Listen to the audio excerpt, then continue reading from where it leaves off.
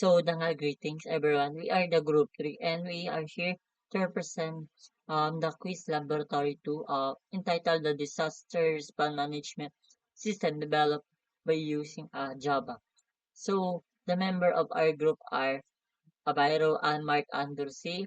I am Anthony C. Ambat and Barcelona BGL and Bernal Paul Vincent B, and the last one is Cabuñas Danilo F. So, in this system is designed to help a disaster response organization efficiently manage and distribute relief supplies during emergency situations.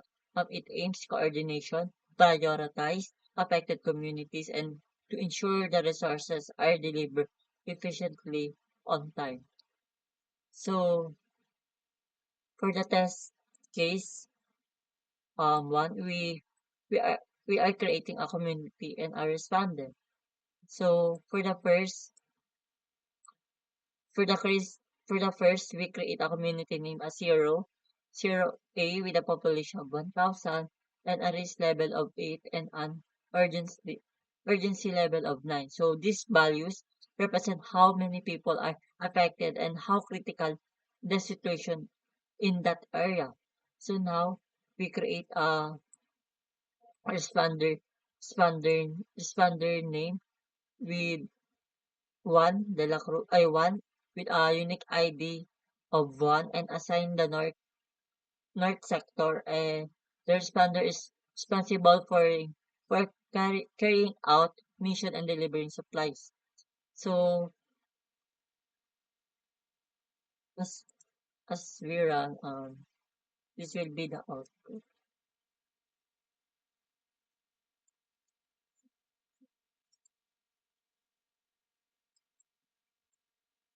So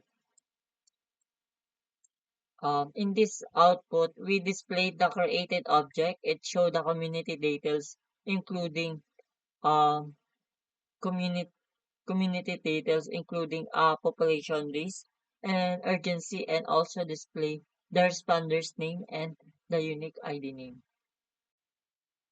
So, greetings everyone. So, this is a person class. So, the first class is to define with the two attributes. We have the name and the sex. So when you create an object like new person, the constructor automatically called, and when the values you pass are received by the constructor parameter, then we need to assign to the class variable using this that name is this that name and this that sex after the objects created.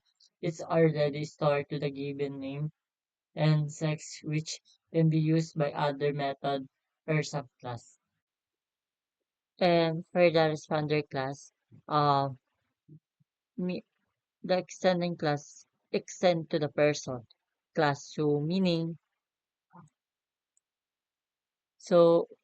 it's inherited with the name and the sex attribute. So it adds a own value like ID zone, per performance rating, and mission complete. So when a responder object is created, the constructor uses sup, sup, super super name dot sex to call the person constructor and initialize the inherited attribute. So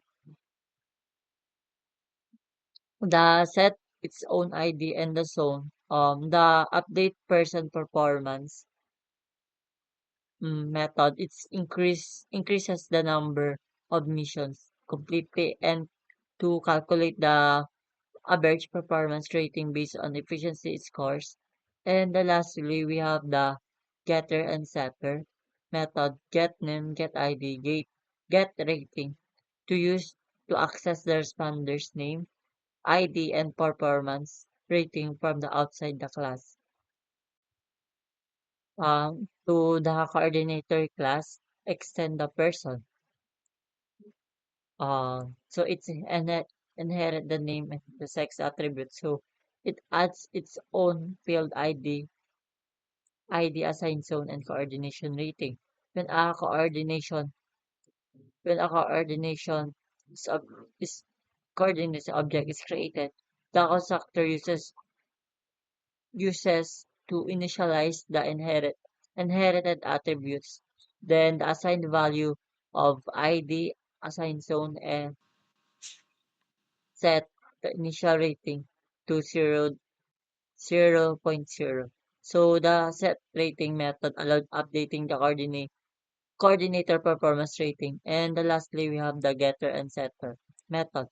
Get name, get ID, get rating are used to retrieve the coordination's name, ID, and rating from the outside class. So that's all. Thank you.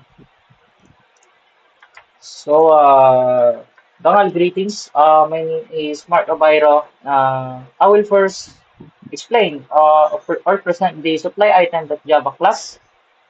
This the supply item class.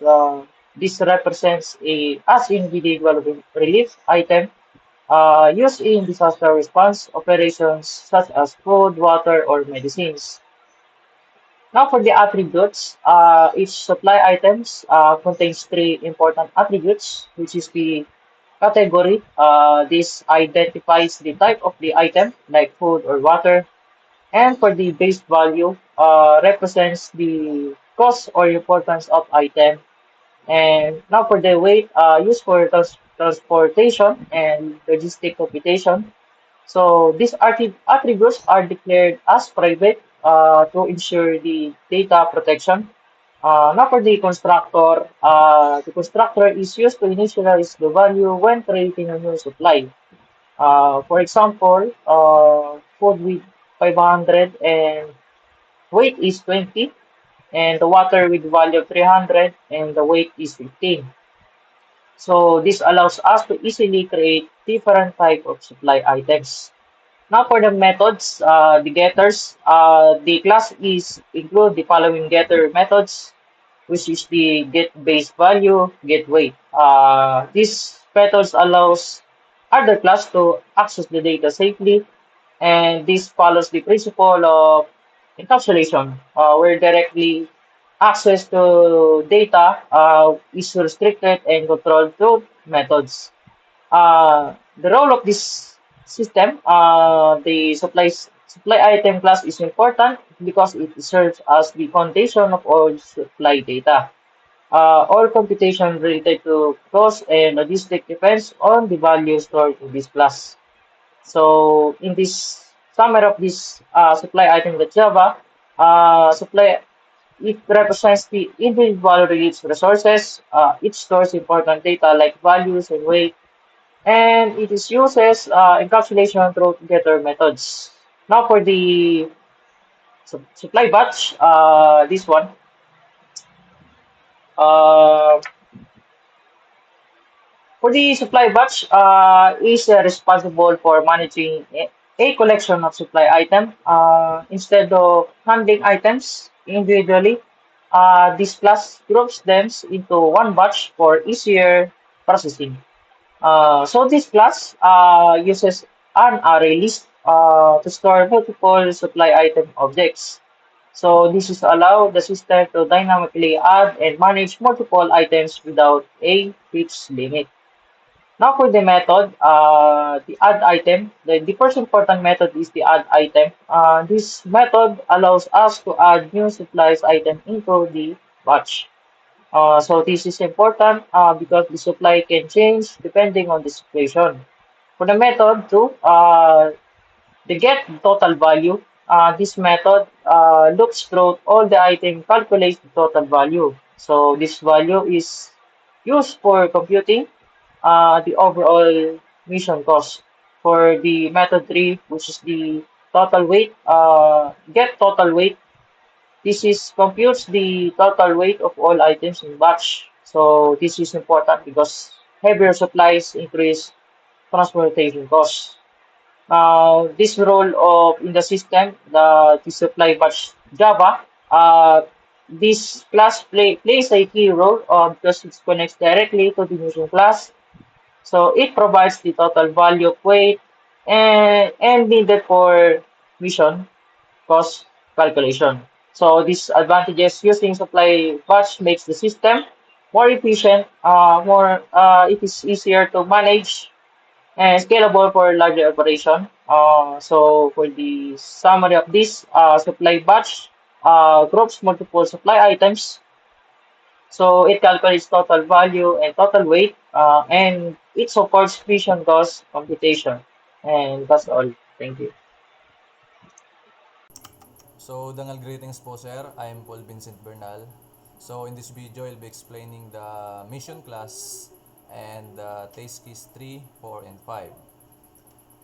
So, in this mission class, the mission class serves as the controller or the brain of the system.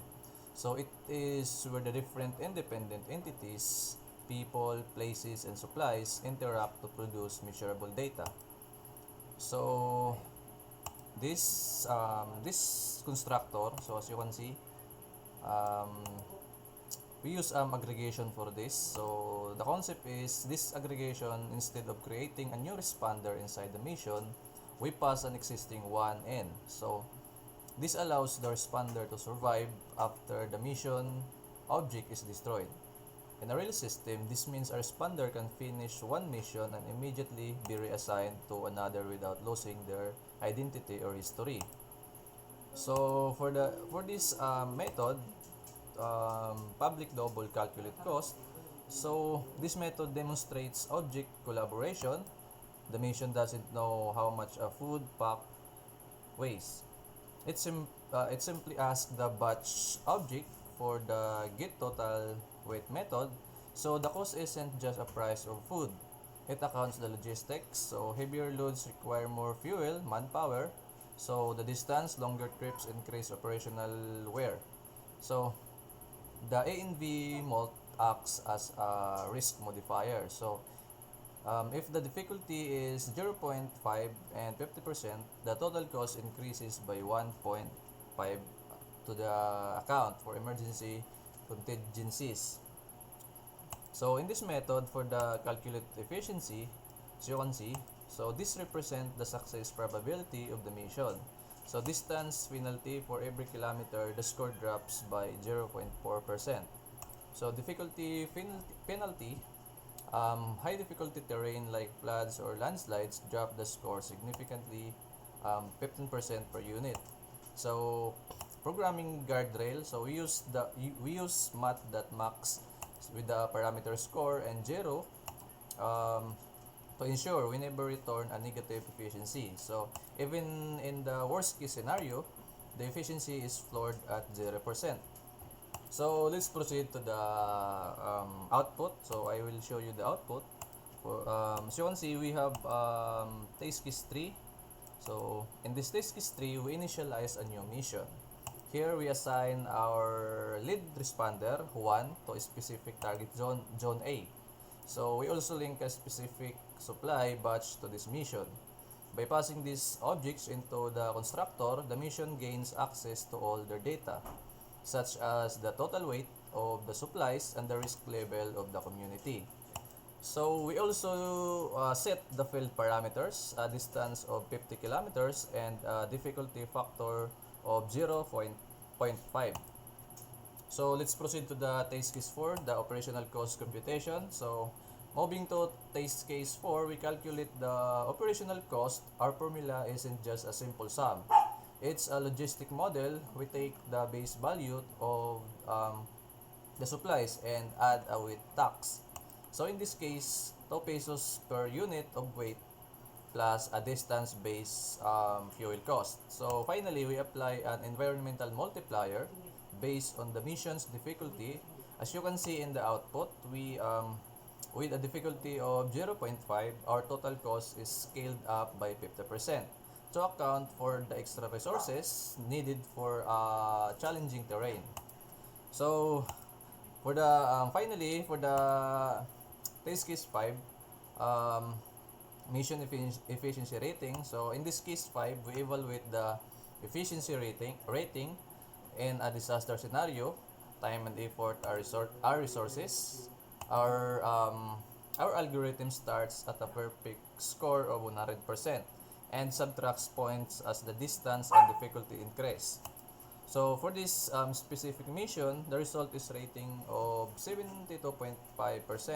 This isn't just a number. It's a data point that our system later uses to update the responder's performance, rating, and the coordinator success metrics. So that's all for this video. Thank you for watching. Greetings, Janice. My name is Danilo Bunas and I will explain the class community. Public class community, it defines a blueprint for community objects which stores data like population and risk level.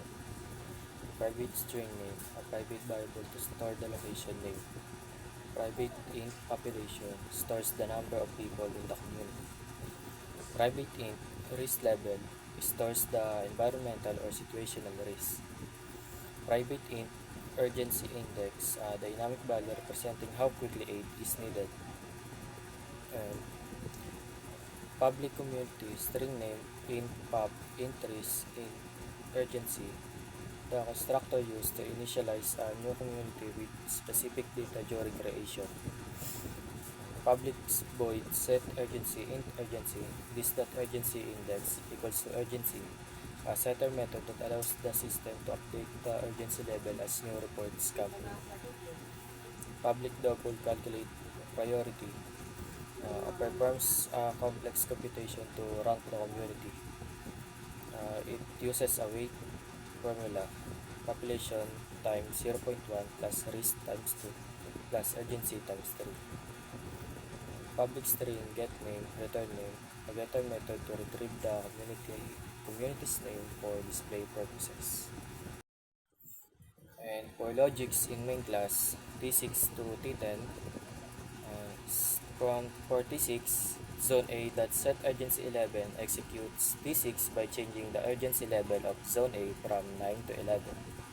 And system.out.print line, it prints a header for the test case output. And for T7, double priority equals Zone A that calculate priority execute T7 by triggering the priority score calculation based on the new urgency value. And system.out.print new priority score, it display the computed result formatted to 2 decimal places. And for TC8, one that update performance executes TC8 by updating the responders 1 performance rating based on the mission efficiency calculated by previously.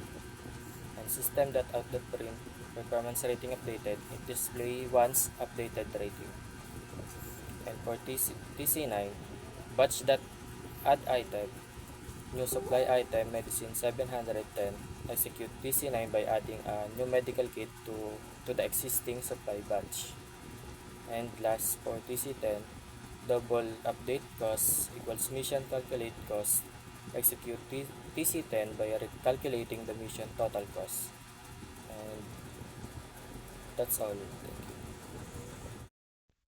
So, greetings everyone. My name is BJ Basilonia and I'm gonna explain the TC8, TC11, and TC12 of our lab quiz number 2 and also the summary and conclusion.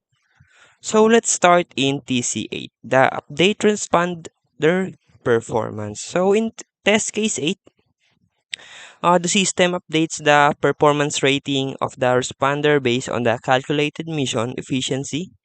This is executed using the method called this one. So, the update performance double efficiency.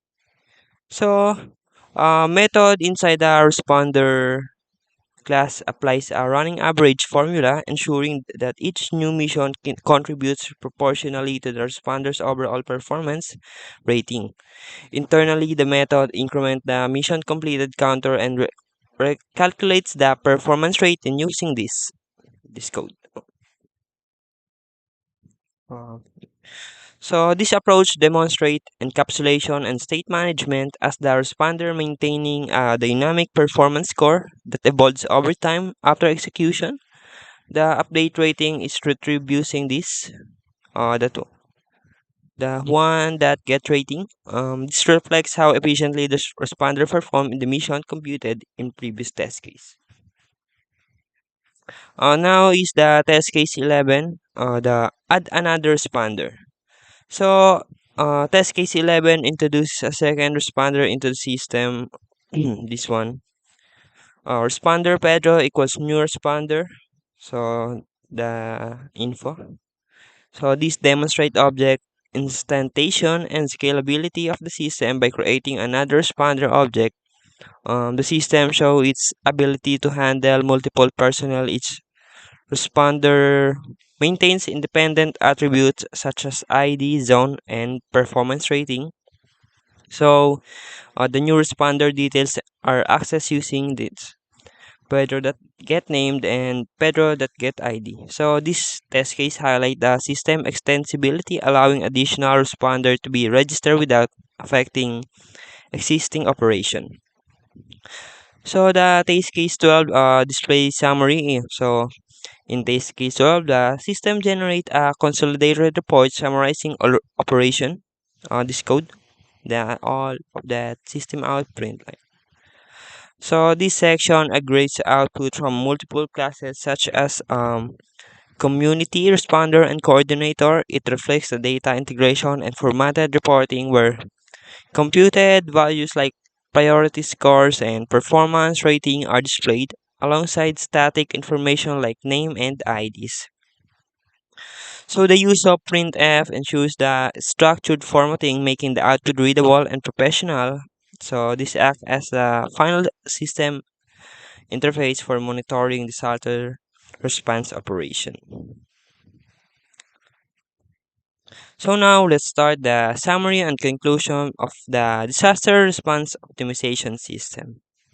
So the disaster response optimization system effectively demonstrates the application of object-oriented programming principles, including inheritance, encapsulation, and modular design through multiple set cases. The system simulate the real-world disaster management scenarios by modeling communities, responders, supply logistic, and mission. Um, Key operations such as performance tracking, update performance, dynamic object creation, adding responders, and summary reporting illustrates how the system manage and process critical data. So the integration of computed metrics like mission efficiency, operation cost, and community priority issues inform decision making.